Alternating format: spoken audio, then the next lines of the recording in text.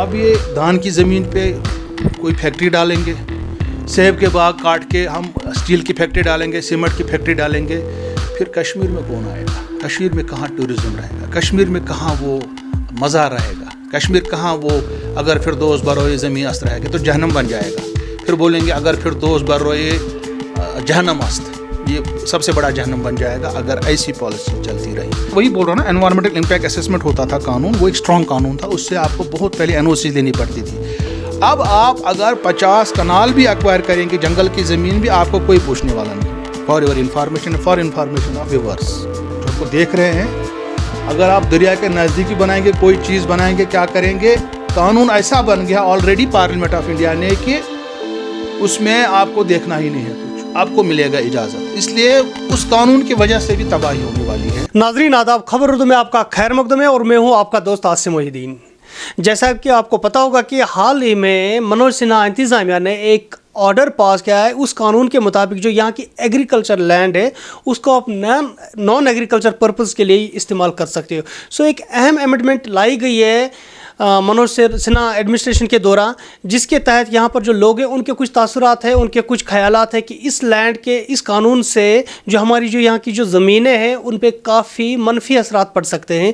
यहाँ food crisis हो सकती है और यहाँ की जो लैंड है वो फर्दर कम हो सकती है, जिसकी वजह से आने वाले टाइम में यहाँ पर परेशानियाँ लोगों के लिए बढ़ सकती है। हालाँकि जो सियासी जमात है वो उसको किसी और नुक्ते नज़र से देखते हैं, उनके कुछ और ख्यालात हैं। लेकिन हमने कोशिश की कि आज हम इसके बारे में टेक्निकली जानने की कोशिश करें कि आखिर इस कानून से जम्मू कश्मीर में किस तरह के असरात मुरतब हो सकते हैं और लोगों को किस तरह के फ़ायदे हो सकते हैं और नुकसानात इससे क्या हो सकते हैं। इन सब चीज़ों पर बात करने के लिए आज हमने दावत दी है खबर उर्दू में डॉक्टर राजा मुजफ्फर भट्ट साहब को, जो एक रिनाउंड एक्टिविस्ट है, इन मुद्दों पर काम करते हैं और काफ़ी ज़्यादा इन्होंने लिखा भी है, प्रचार भी किया है इन मुद्दों को लेके।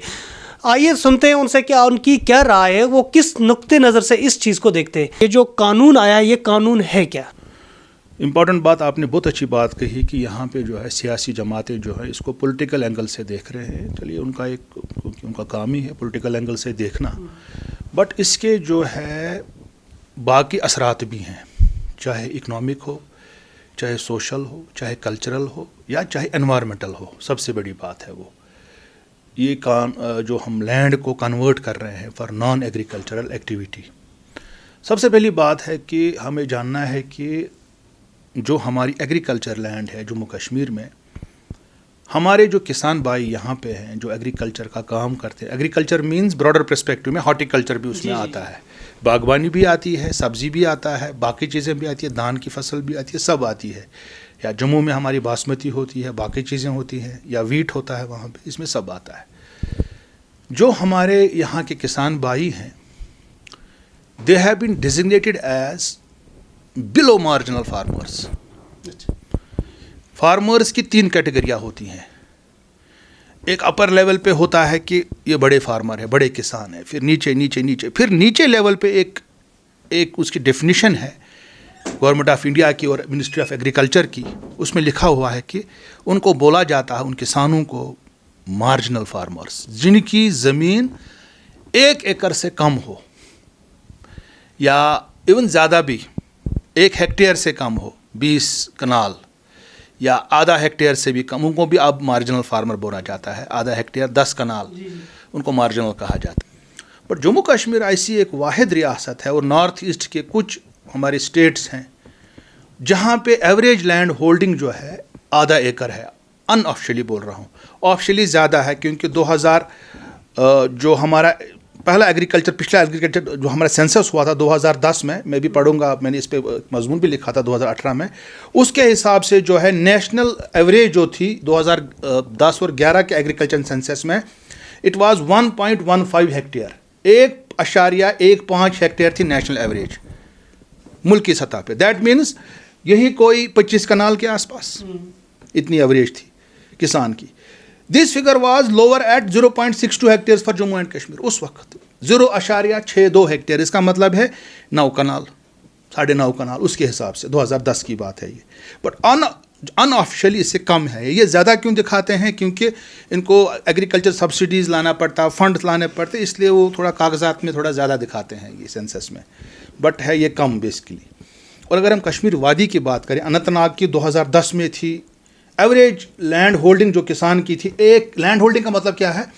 لینڈ ہولڈنگ کا مطلب ہے ایک ایوریج کسان ہے اس کے پاس کتنی زمین ہے، ایوریج اوسطاً 0.39 ہیکٹیئرس. اس کا مطلب ہو گیا یہی کوئی 8 کنال 7 کنال.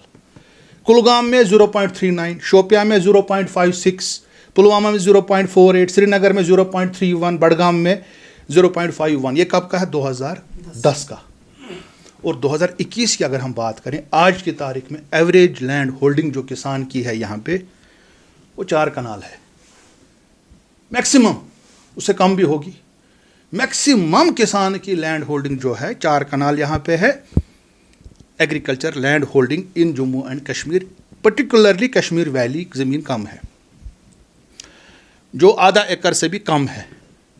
اور اگر آپ کچھ لوگوں کی 20 کنال بھی ہوگی، 30 کنال بھی ہوگی، 40 بھی ہوگی. پرٹیکولر سیکٹر جب ہم جنرل میں دیکھیں گے تو بہت کم ہے، یہ 4 کے قریب ہے، 4 کنال. اور ان حالات میں جو ہے سرکار کو، ہماری سرکار جو یہاں پہ ہے، منوج سنہا صاحب کی جو یہاں پہ ایڈمنسٹریشن اس وقت ہے، LG صاحب ہے، ان کو ایسے اقدام اٹھانے ہیں، ان کو ایسے آرڈرز پاس کرنے ہیں جس کی روح سے ہم اس زمین کو بچائیں. ہم کو زیادہ کنسٹرکشن نہیں کرنے دینا ہے، ہم کو زیادہ حفاظت جو شاپنگ کمپلیکس اور کالونیز نہیں بنوانے دینا ہے، کم لینڈ کو استعمال کروانا ہے، باقی چیزیں کرنی ہیں. بٹ بدقسمتی سے ہو کیا رہا ہے یہاں پہ، ایسے اقدامات اٹھائے جا رہے ہیں جو کہ بالکل اس کے اپوزٹ ہیں. یہ تو مجھے بتائیے آنے والے ٹائم میں آپ اگر اس طرح کا رہا تو سرکار کیا کر سکتے ہے؟ کس طرح جب یہ آرڈرس امپلیمنٹ ہو جائیں گے کل تو کیا ہو سکتا ہے؟ مطلب کہیں پر بھی دان کی زمین ہے، آپ اس کو ہٹا کے وہاں پر شاپنگ کمپلیکس بنا سکتے ہیں.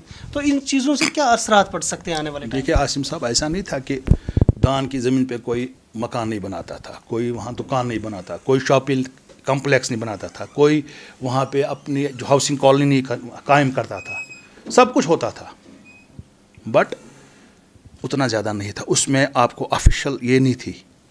اب آپ نے اس کو آفیشیل کر دیا، اس کا اتنا زیادہ لیگلائز کا، اور آپ کو ٹیکس بھرنا ہے 5% کچھ رکھ. اور باہر کے جو لوگ یہاں پہ انڈسٹری قائم کرنے آئیں گے وہ زمینیں خریدیں گے، لوگوں کو زیادہ ریٹ دیں گے، اور ہم آخر میں ہمارے پاس زمین نہیں ہوگی. اور مجھے لگتا ہے کہ آنے والے 20-25 سالوں کے اندر کشمیر کی لینڈ ہولڈنگ جو ہے، جموں کشمیر کی بولوں گا، جموں کی بات کروں گا میں، ادھمپور، سامبا، کٹھوا، اس کو سب لے کے، ڈوڈا، کشتواڑ، سب کو لے کے یہاں کی ایوریج لینڈ ہولڈنگ ہوگی 20 سال کے بعد 1 کنال. اور آنے والی 40 سال کے بعد 1 کنال بھی نہیں ہوگی، ہم لینڈ لیس ہوں گے، ہمارے پاس زمین نہیں ہوگی، یہاں تباہی ہوگی، فوڈ کرائسس ہوگی، پتہ نہیں کیا حال ہونے والا ہے. اس پروگرام کے ذریعے سے میں چاہوں گا کہ ہماری ایڈمنسٹریشن جو ہے ان کو ایسے سٹیپس اٹھانے. انفیکٹ میں نے یہ ایشو جو ہے پچھلی بار جب ہوم منسٹر صاحب یہاں پہ آئے تھے ان کی نوٹس میں لایا، کیونکہ ہمارا سری نگر کا یہاں پہ رنگ روڈ بن رہا ہے، اس کے حوالے سے وہاں پہ پیڑ کاٹے جا رہے تھے، روڈ پہ تباہی ہو رہی تھی، اور مرکز کا قانون کو وہاں پہ لاگو نہیں کیا جا رہا تھا. تو مہاراجہ ہری سنگھ کا قانون لاگو کرتے ہیں 370 کے بعد. جی میرا یہ کہنا ہے کہ سرکار کہہ رہی ہے کہ اس طرح کے جو قانون بن رہے ہیں وہ تو یہاں کی پراسپیرٹی کے لیے، یہاں کی پروگریس کے لیے. اگر کمپنیز نہیں آئیں گی، انڈسٹریل سیکٹر یہاں نہیں ہوگا تو نوکریاں نہیں ہوں گی، لوگوں کے پاس نوکریاں نہیں ہوں گی تو پیسہ نہیں ہوگا. تو پھر کیا کرے سرکار؟ دیکھیے انڈسٹریلائزیشن ٹھیک ہے بٹ کون سی انڈسٹری؟ کیا ہم یہاں پہ اسٹیل انڈسٹری لگا سکتے ہیں؟ کیا ہم یہاں پہ اور نئی 10 یا 20 سیمنٹ کی فیکٹریاں لگا سکتے ہیں؟ کیا ہم یہاں پہ اسٹیل کی فیکٹریوں میں دھواں نکلتا ہے، کوئلے کا استعمال ہوتا ہے، فاسل فیول؟ ابھی COP26 کی کانفرنس ہوئی وہاں پہ تو بالکل ہمارے پرائم منسٹر صاحب نے کہا کہ ہم یہ بند کر دیں گے فاسل فیول کا استعمال، یا باقی چیزیں اس پہ کنٹرول کریں گے. ہم کو ایسی انڈسٹریلائزیشن کی طرف جانا ہے کہ جو کہ سسٹینیبل ہو، جو کہ ہمارے فیور میں ہو. جیسے ہمارا یہاں کا ایگری بیسڈ انڈسٹری ہے، ہارٹیکلچر ہے، ایگریکلچر ہے. ہم کو ورٹیکل فارمنگ کی طرف جانا ہے. ہم اگر زمین کم ہے اس کے اوپر ایسے ورٹیکلی ہم گروتھ کر سکتے ہیں, اس میں ہم کو جانا ہے. ہمیں باقی چیزیں, ہمیں ٹورزم کو پروموٹ کرنا ہے, ہمیں جو ہے ہارٹیکلچر. ٹورزم, آپ ٹورزم کی بات کر رہے ہیں, اس ہوٹلز تو بنانے نا اس کے لیے. ہاں اس کے لیے مطلب وہ کر سکتے ہیں, بٹ ہمیں انڈسٹریلائزیشن ایسی نہیں کرنی ہے کہ ہم کو کشمیر کو یا سری نگر کو, بارہ کو, اننت ناگ کو, سامبا کو, کٹھوا کو گڑگاؤں بنانا ہے, یا ہم بمبئی بنائیں گے اس کو. بمبئی کی ٹوپوگرافی الگ ہے, اس کی جغرافی الگ ہے, اس کا سب کچھ الگ ہے. یا دلی کی جغرافی الگ ہے, لکھنؤ کی جغرافی الگ ہے. کشمیر تو یا جموں بھی یہ تو ہمالیہ کی اس میں گود میں ہے, یہ ہمالیہ کی گود میں ہے, یہ ایکولوجیکلی فراجائل زون ہے. ہمیں اس کو پروٹیکٹ کرنا ہے, پریزرو کرنا ہے, نہ کہ اس کو تباہ کر دینا ہے. اور جو سٹیپس اٹھائے جا رہے ہیں سرکار کی طرف سے, یہ بالکل جو ہے اس کے اپوزٹ ہے, انوائرمنٹ کے اپوزٹ ہے, نیچر کے اپوزٹ ہے. جب ہم نیچر کے ساتھ جنگ کریں گے ہم تباہی کی طرف جائیں گے. آپ بول رہے ہیں کہ انڈسٹریلائزیشن یہاں ہونا چاہیے, ٹھیک ہے, کل جا کے جب کوئی یہاں پر یونٹ آ جائے گا, کوئی سیٹ اپ آ جائے گا, اس کو تو این او سی کی ضرورت ہے. واٹر باڈیز کے سامنے یا کسی فریجائل جگہ پہ تو تھوڑی اس کو اسٹیل انڈسٹری سیٹ اپ کرنے دیں گے. پوائنٹ از انڈسٹریز بھی یہاں آ جائے لیکن زمینیں بھی نہ دو ان کے لیے, تو کوئی مڈل وے تو ڈھونڈنا پڑے گا. دیکھیے عاصم صاحب, یہ نئی انڈسٹری لگانے کے لیے بھی سرکار نے قانون کو ہی چینج کر دیا ہندوستان کے اندر. انوائرمنٹل امپیکٹ اسیسمنٹ جو لا تھا پہلے, اس میں بہت, یہاں انوائرمنٹ کی بات نہیں ہے, یہاں زمین کی بات ہے. مطلب وہی بول رہا ہوں نا, انوائرمنٹل امپیکٹ اسیسمنٹ ہوتا تھا قانون, وہ ایک اسٹرانگ قانون تھا. اس سے آپ کو بہت پہلے این او سی لینی پڑتی تھی.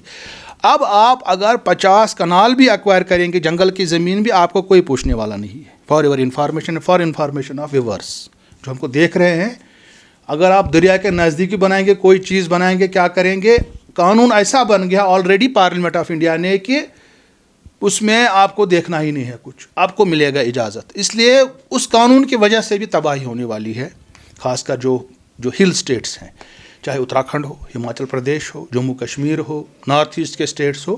تو مجھے لگتا ہے کہ حکومت کو جو ہے ان پہاڑی ریاستوں کے لیے الگ قوانین لانے تھے. انفیکٹ یہاں پہ تو قانون ہونا چاہتا ہے زیادہ اسٹرانگ کہ آپ نان ایگریکلچر ایکٹیویٹی کر ہی نہیں سکتے ہیں.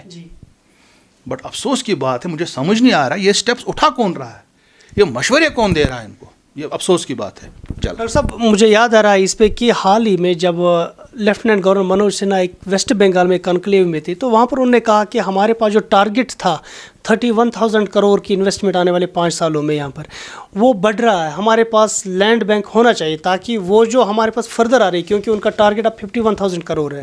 کتنا ہائپوتھیٹیکل ہے, ریئلٹی ہے, وہ تو الگ بات ہے, لیکن ان کی یہ بات ہے کہ اب ہمیں 51,000 کروڑ انویسٹمنٹ کے لیے تیار رہنا ہے. تو اس وجہ سے انہوں نے وہاں پر انڈیکیشن دی تھی کہ اب یہ جو قانون ہے یہ چینج ہو رہے ہیں, اب ہمیں فردر پرائیویٹ لینڈ ایکیور کرنی پڑے گی اس چیز کے لیے. تو یہ تو مجھے لگ رہا ہے کہ ہائر لیول پہ یہ فیصلہ لیا ہوگا.